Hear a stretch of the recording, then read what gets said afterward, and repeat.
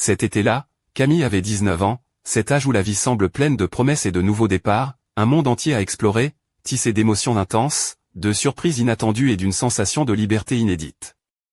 On se trouvait dans la maison de famille, nichée à l'écart du tumulte parisien, à Saint-Malo, cette ville bretonne où le temps semblait ralentir, bercée par le ressac des vagues contre les rochers. Son grand-père, Henri, un homme de 65 ans, dégageait une vitalité qui défiait son âge. Ses cheveux argentés lui donnaient un charme d'aristocrate discret, et son regard, d'un bleu profond, semblait receler des histoires jamais racontées à voix haute. Camille l'avait toujours vu comme une figure sage, imposante, presque mystérieuse, mais jusqu'à cet été, elle ne l'avait jamais vraiment connu, n'ayant jamais dépassé l'image qu'il projetait. C'était le deuxième jour dans cette maison ancienne aux volets bleus délavés. Le soleil inondait la plage de ses rayons dorés. Après un déjeuner léger composé de galettes bretonnes et de cidre doux, Camille enfila son maillot de bain préféré, une pièce bleu nuit qui soulignait sa silhouette sans en dévoiler trop, lui donnant un air à la fois sûr-d'elle et séduisant, presque comme une sirène en vacances. La plage était encore déserte, la fine couche de sable chauffée par le soleil caressait ses pieds tandis qu'elle s'avançait vers la mer, sentant la brise salée effleurer sa peau légèrement bronzée. Henri la rejoignit bientôt, un livre à la main, prêt à s'installer dans son fauteuil de bois usé par les ans, celui qu'il réservait toujours à la terrasse chaque été. Camille s'allongea sur une chaise longue, ferma les yeux, laissant la chaleur du soleil pénétrer chaque pore de sa peau, bercée par le murmure des vagues. Tout semblait parfait, un tableau idyllique, jusqu'à ce qu'une sensation étrange la force à rouvrir les yeux. Henri la fixait, une expression indéchiffrable sur le visage. Ce n'était pas un regard gênant, mais différent, chargé de souvenirs, de pensées profondes, comme s'il venait de percer un secret longtemps gardé. « Tu devrais mettre de la crème solaire », lança-t-il avec un sourire doux, tentant de dissiper la tension flottante. Camille répondit par un sourire, captant la façon dont il feignait de se concentrer sur son livre pour échapper à ses propres pensées. La conversation s'engagea naturellement, glissant de sujets légers à des anecdotes de jeunesse, à des récits familiaux qui prenaient vie sous ses mots. Pourtant, ce qui la fascinait le plus, c'était ce scintillement discret dans ses yeux, comme s'il s'autorisait pour la première fois à abandonner son masque de patriarche sévère. Elle se redressa sur sa chaise longue, sentant une étincelle dans l'air, une énergie invisible mais palpable, peut-être l'effet du soleil, ou de cette sensation de liberté qu'offre l'été, mais aussi une connexion nouvelle, une complicité silencieuse née d'une solitude partagée. Henri ferma brusquement son livre. Tout sauta légèrement, puis dit, « Je vais marcher un peu le long de la plage. Tu veux venir ?» Sans hésiter, Camille acquiesça. Ils marchèrent côte à côte, en silence, les pieds s'enfonçant dans le sable humide, l'eau froide venant lécher leurs chevilles à chaque vague. Le ciel s'enflammait de teintes orangées, le soleil glissant lentement derrière l'horizon, peignant une scène digne d'un tableau impressionniste. Tu sais, les couchers de soleil, c'est drôle, ils marquent toujours la fin de quelque chose, mais annoncent aussi le début d'une autre nuit, murmura Henri. Camille sourit, touchée par cette réflexion. C'est vrai. Parfois, j'ai l'impression que les moments les plus importants arrivent quand on s'y attend le moins. Henri la regarda avec une demi-smile mystérieuse, sans répondre, mais son regard disait tout, il comprenait parfaitement ce qu'elle voulait dire. Ce soir-là, en rentrant à la maison, la nuit était tombée comme un voile sur la baie. La famille se réunit autour d'un dîner chaleureux, mais l'atmosphère entre Camille et Henri avait changé, subtilement. Les regards se croisaient plus souvent, les silences s'allongeaient, et les sourires semblaient cacher des secrets. Plus tard, dans sa chambre aux murs tapissés de photos anciennes, Camille resta éveillée. Quelque chose en elle s'était éveillé, un feu doux, peut-être la promesse d'un été différent de tous les autres. Le chant des vagues s'infiltrait par la fenêtre entr'ouverte, une berceuse marine qui invitait à la réflexion. Elle sortit sur le balcon, vêtue d'une robe légère en lin blanc, qui flottait légèrement sous la brise nocturne, dévoilant la courbe de ses jambes bronzées et ses pieds nus. La lune dessinait un chemin argenté sur l'océan sombre. Plus bas, sur la terrasse, Henri sirotait un verre de vin rouge, perdu dans ses pensées. Sans bruit, elle descendit les escaliers. Tu n'arrives pas à dormir, demanda-t-elle doucement. Et elle se tourna vers elle, un sourire tendre éclairant ses traits burinés par le temps. Les nuits d'été me semblent toujours bien trop courtes. Quand je m'en rends compte, le jour est déjà là. Ils s'installèrent côte à côte, la brise marine jouant avec les mèches argentées de ses cheveux. Un silence confortable s'installa, un moment suspendu hors du temps. À quoi penses-tu, osa-t-elle? Henri posa son verre, soupira profondément. À la vie, à la façon dont le temps s'écoule sans qu'on s'en rende compte. Certains moments restent gravés à jamais, d'autres s'effacent peu à peu. Ces paroles flottaient dans l'air comme un secret chuchoté. Camille sentit une émotion inconnue dans son regard, une étincelle qu'elle ne pouvait nommer point.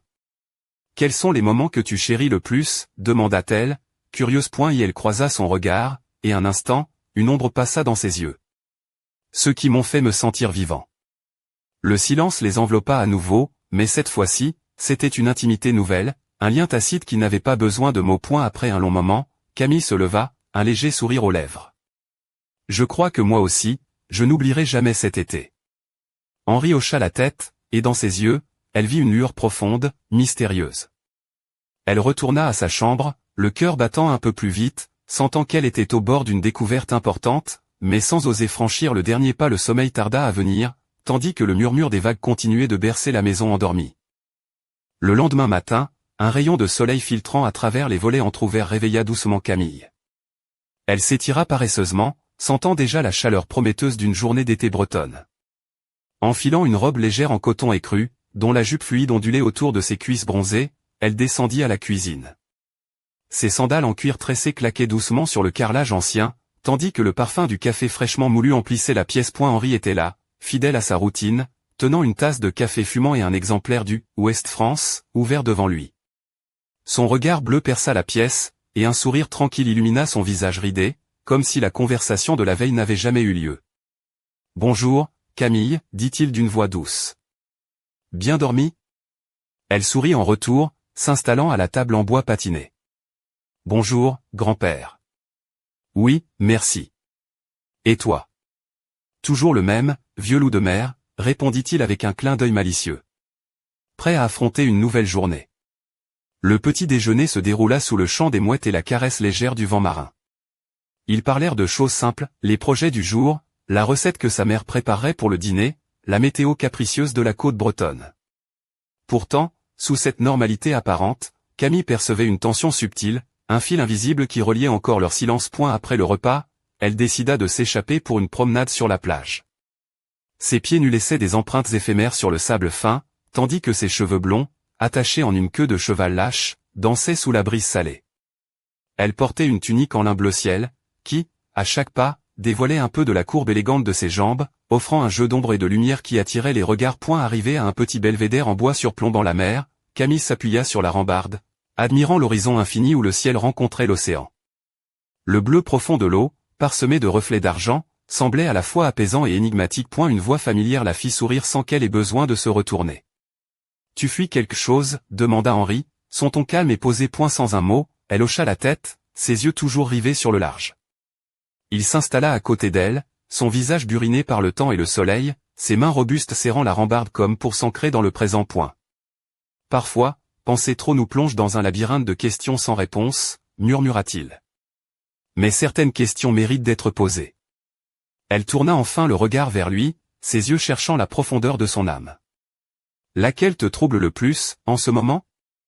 Henri réfléchit un instant, puis répondit, « Qu'est-ce que cela signifie, vraiment, de se connecter à quelqu'un ?» Leurs regards se croisèrent, et un frisson parcourut Camille, une sensation étrange qui n'était ni peur ni gêne, mais quelque chose d'indéfinissable, suspendu entre eux. Le vent se leva brusquement, jouant dans leurs cheveux et dans les feuilles des arbres, comme si la nature même voulait briser cette bulle fragile où ils se trouvaient.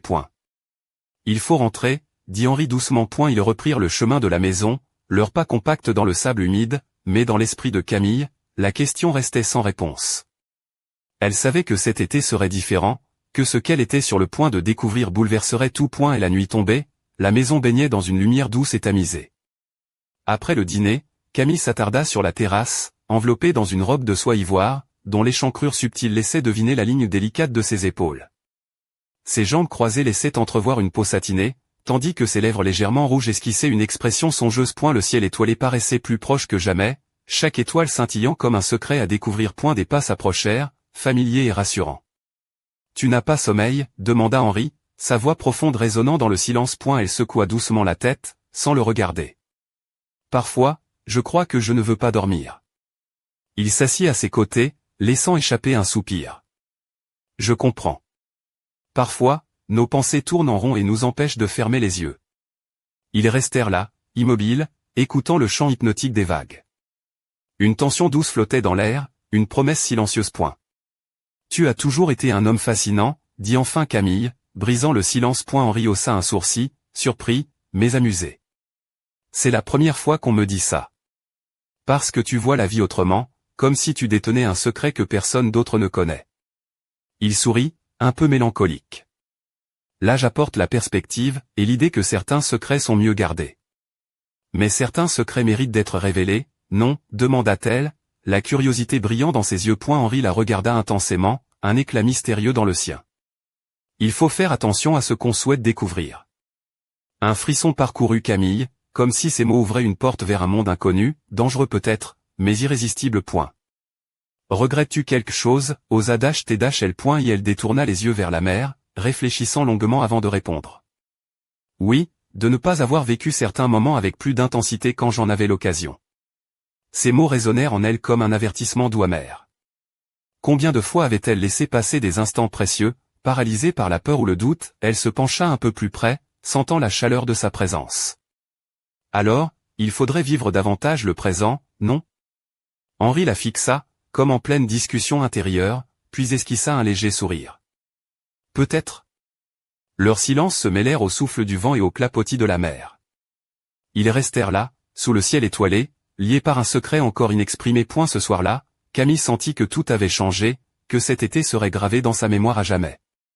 Mais au fond d'elle, une question persistait, sourde et lancinante, jusqu'où était-il prêt à aller dans cette découverte? Le lendemain, alors qu'elle s'apprêtait à quitter la maison pour un dernier bain de mer, Camille trouva sur la table de la cuisine une enveloppe au papier jauni, adressée à elle, sans expéditeur. Ses mains tremblèrent légèrement en l'ouvrant. À l'intérieur, un simple mot, ne fais confiance à personne, pas même à ceux que tu aimes.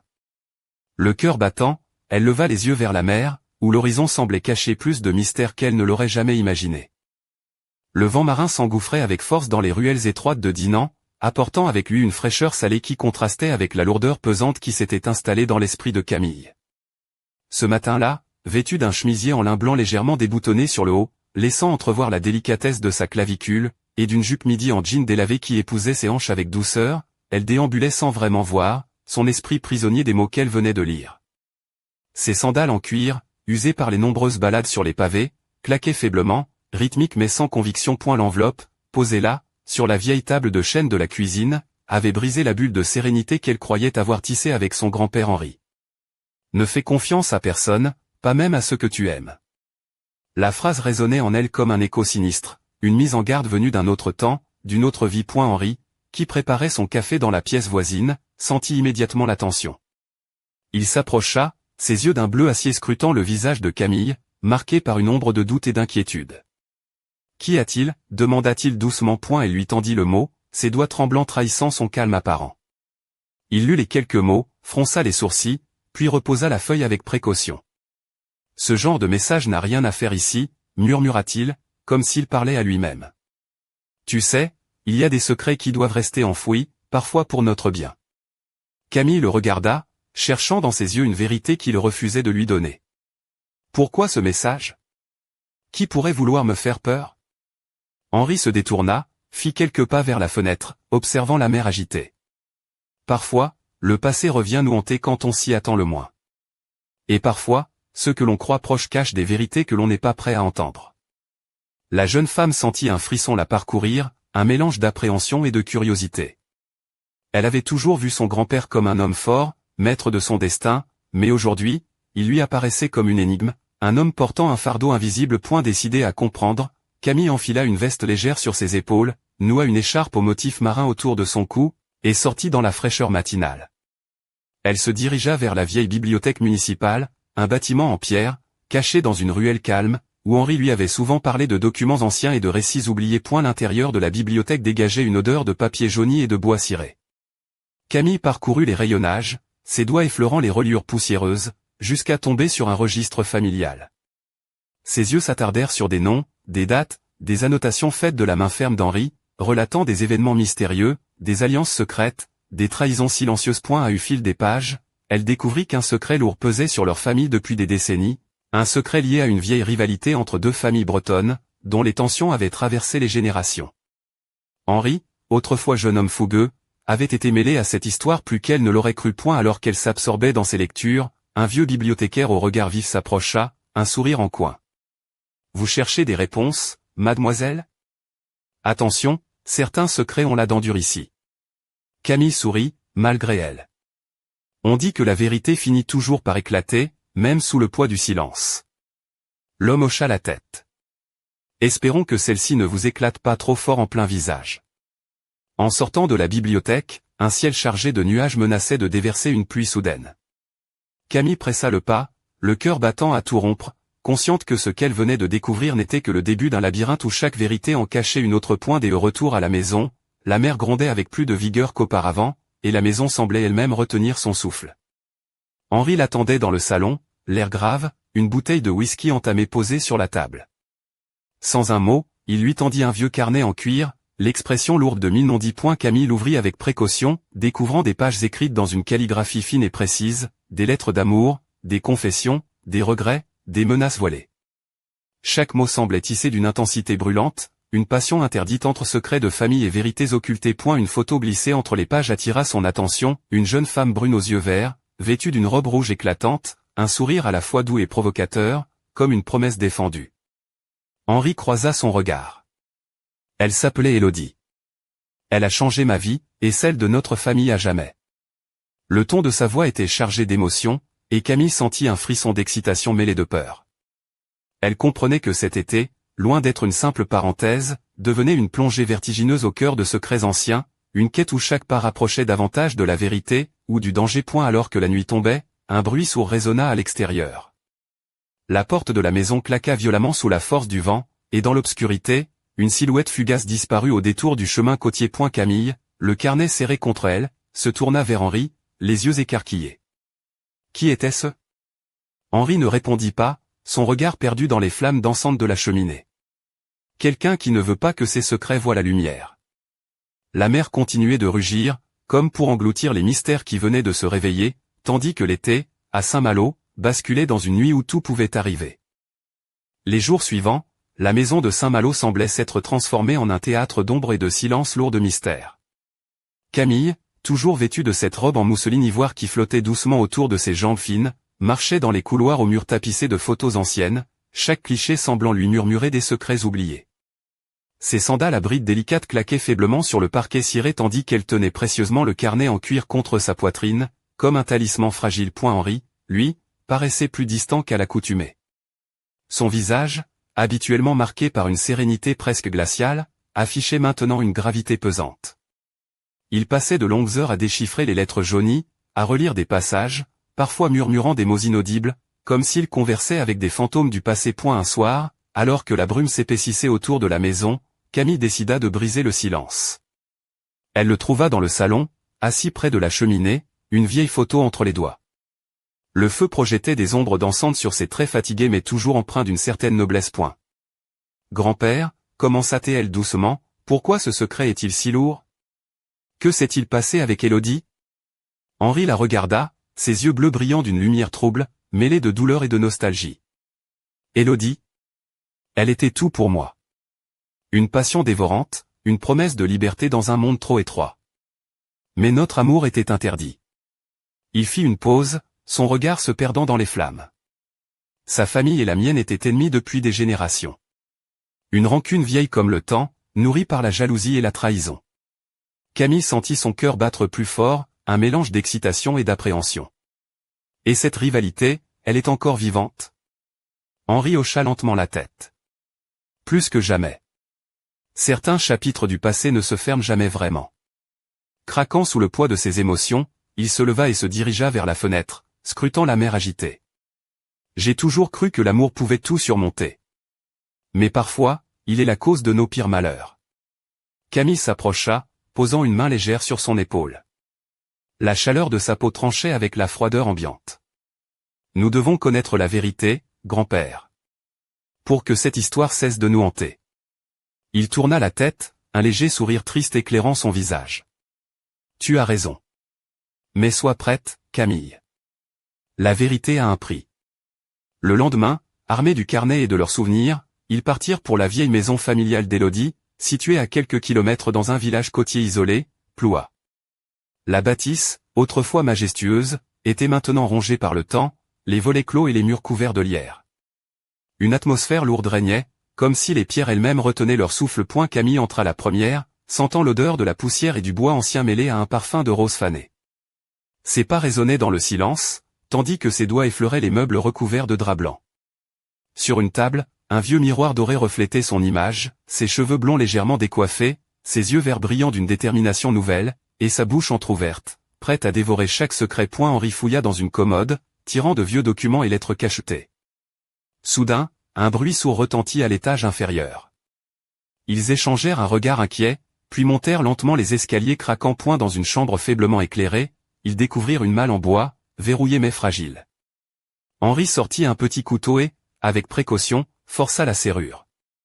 À l'intérieur, des papiers, des photos, et un journal intime à la couverture de cuir usé. Camille ouvrit le journal, son cœur battant la chamade.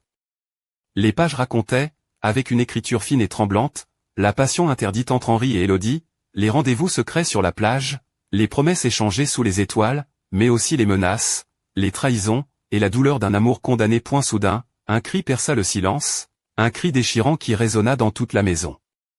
Camille et Henri se précipitèrent vers l'origine du bruit, mais ne trouvèrent que le vent hurlant à travers une fenêtre mal fermée. Ce n'est rien, tenta de rassurer Henri, bien que ses mains tremblassent légèrement. Mais Camille savait que ce cri était un avertissement, une mise en garde venue des profondeurs du passé. Une ombre semblait planer sur eux, prête à frapper au moment où ils s'y attendaient le moins. Alors qu'ils quittaient la maison, un éclair zébra le ciel, illuminant brièvement une silhouette observant la scène depuis la lisière des bois. Un sourire cruel étira ses lèvres, tandis qu'une voix basse murmurait dans le vent, « Ils pensent tout découvrir, mais ils ne savent rien. » La mer continuait de gronder, emportant avec elle les secrets du passé, mais aussi les promesses d'un futur incertain, où chaque vérité dévoilée risquait de tout changer pour le meilleur, ou pour le pire. La pluie battait contre les fenêtres de la maison bretonne, transformant les gouttières en rivières tumultueuses et faisant danser les flammes de la cheminée dans un jeu d'ombres mouvantes. Camille, enveloppée dans un long cardigan de laine crème qui effleurait délicatement ses cuisses galbées, était assise près du feu, le carnet ouvert sur ses genoux.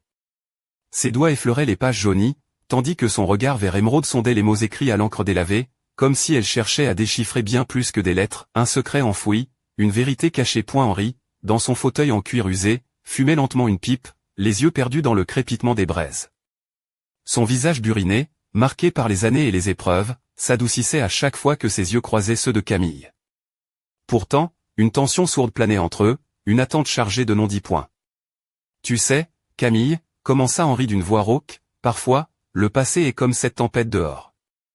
Il s'abat sur nous sans prévenir, secoue nos fondations, mais finit toujours par s'éloigner, ou nous engloutir. » Elle leva les yeux, un sourire à la fois triste et joueur aux lèvres. « Eh bien, grand-père, j'espère qu'on ne finira pas noyé. Je ne suis pas encore prête à devenir une sirène bretonne. » Un éclat de rire léger échappa à Henri, détendant l'atmosphère. « Tu as toujours eu ce sens de l'humour qui sauve de bien des tempêtes. » Leur complicité naissante semblait défier le poids des secrets qui les entouraient, mais le silence fut bientôt interrompu par un coup sec à la porte d'entrée. Un frisson parcourut Camille, qui se leva pour ouvrir. Sur le seuil, une enveloppe scellée au cachet de cire rouge attendait, posée sur le paillasson détrempé. Henri fronça les sourcils. « Encore un message ?» Camille captura l'enveloppe, sentant sous ses doigts la texture rugueuse du papier ancien. Elle brisa le sceau avec précaution et déroula une lettre écrite dans une calligraphie élégante mais pressée. Les mots, chargés d'une urgence palpable, l'avertissaient de ne pas poursuivre ses investigations, sous peine de mettre en danger ceux qu'elle aimait. « C'est une menace, » murmura Camille, la voix tremblante. Henri hocha la tête, son expression grave. « Oui. Et ce n'est que le début. » Ils passèrent la soirée à déchiffrer le contenu du carnet et des lettres, découvrant peu à peu l'étendue d'un complot ancien, mêlant trahison familiale, secret politique, et amour défendu. Chaque page dévoilait un nouvel indice, une pièce du puzzle complexe qui liait leur famille à un passé tumultueux. Le lendemain, Camille décida de retourner sur la plage où ses grands-parents s'étaient aimés en secret. Vêtue d'un débardeur blanc et d'un short en jean qui laissait deviner la finesse de ses jambes bronzées, elle marchait pieds nus dans le sable frais, le carnet serré contre elle comme une encre. Le vent jouait dans ses cheveux blonds, dessinant autour d'elle une aura légère et presque irréelle. Au loin, les vagues s'écrasaient contre les rochers avec force, comme pour chasser les ombres du passé. Soudain, une silhouette apparut au détour d'un sentier côtier, un homme élégant, au visage marqué par le temps, vêtu d'un imperméable beige. Ses yeux sombres brillaient d'une intensité troublante. « Vous cherchez des réponses, mademoiselle ?» demanda-t-il d'une voix posée, mais empreinte d'une menace à peine voilée. Camille sentit son cœur s'accélérer, mais répondit avec calme, oui. Et je ne reculerai pas, l'homme esquissa un sourire froid. Prudence alors. Certaines vérités sont mieux laissées dans l'ombre. Sans un mot de plus, il s'éloigna, laissant derrière lui une brume épaisse qui enveloppa la plage, renforçant le mystère qui planait déjà sur cet été breton. Alors que le soleil déclinait, Camille retourna à la maison, consciente que l'étau se resserrait autour d'elle. La mer grondait toujours, impassible, tandis qu'une nouvelle page de son histoire s'écrivait, pleine de promesses dangereuses et de secrets à déchiffrer. Le passé ne comptait pas abandonner facilement ses trésors cachés, et Camille savait désormais que cet été serait celui qui changerait tout ou qui pourrait tout détruire.